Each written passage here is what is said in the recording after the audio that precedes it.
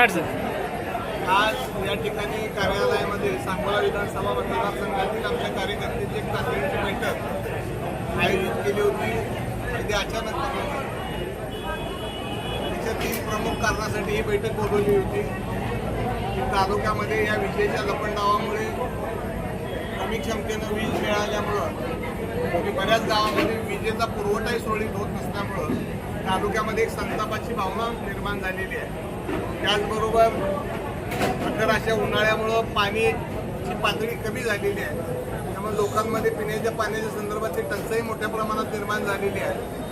त्याचबरोबर ग्रामपंचायतीच्या निवडणुकाही आलेल्या आहेत. असा सविस्तर आढावा घेण्यासाठी आणि विशेषतः लाईट बोर्डिंग MSCBच्या हाळ कारभारावर कुठेतरी आता ते त्या संदर्भामध्ये आंदोलन करून ग्रामीण भागातल्या बळीराजाला दिलासा देण्याच्या संदर्भामध्ये ही तातडीची बैठक आयोजित करण्यात आली होती. या बैठकीला तालुक्यातील मोठ्या संख्येनं कार्यकर्ते उपस्थित होते आणि उद्याच्या सोमवारी MSCBच्या ऑफिसमध्ये जाऊन आम्ही सांगोला तालुक्यातली सगळी वीज सुरळीत करण्याच्या संदर्भामध्ये, त्याचबरोबर सकाळी 6 ते 9 आणि संध्याकाळी 6 ते 9चं जे लोड शेडिंग आहे ते अतिशय तालुक्याच्या दृष्टीनं, त्याचबरोबर दूध उत्पादकाच्या दृष्टिकोनातून आणि शाळेच्या मुलांच्या अभ्यासाच्या दृष्टिकोनातून हे अतिशय घोर अन्याय या तालुक्यामध्ये होत आहे.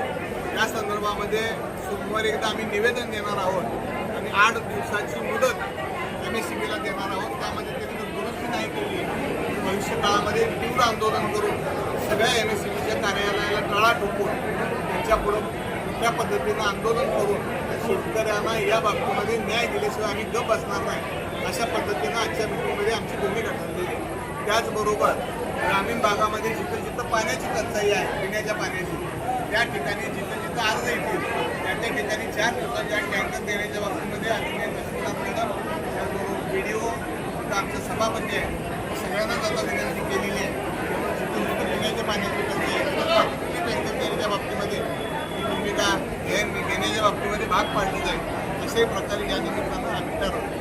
कर्जमाफी संदर्भामध्ये एक चाचक आठ आहे, त्या संदर्भात तुम्ही काय पालकमंत्र्यांशी बोलणार आहात?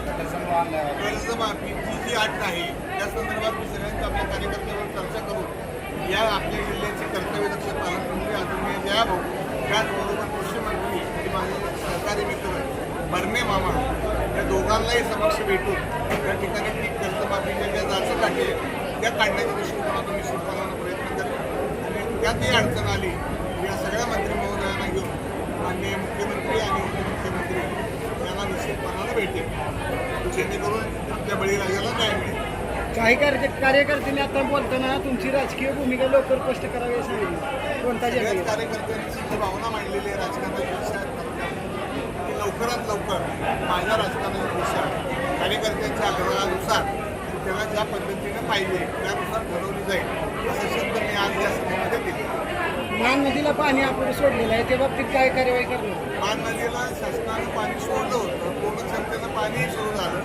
सांगोल्याच्या बंधाऱ्याच्या मध्ये पोचल्यानंतर कोयना धरणच पूर्णपणानं आटलं. त्यामुळे टेंबू आणि मैसा ह्या दोन्ही योजना सध्या बंद आहे. त्यामध्ये शासनाचं कुठल्याही प्रकारची अडचण नाही. कोयना धरणच पूर्णपणानं आटल्यामुळं धरणातच पाणी नाही, त्यामुळे नदी सोडायची परिस्थिती आमच्या लक्षात येण्यासारखी आहे. त्यामुळे पाऊस पडेपर्यंत थांबावं लागतं. धन्यवाद.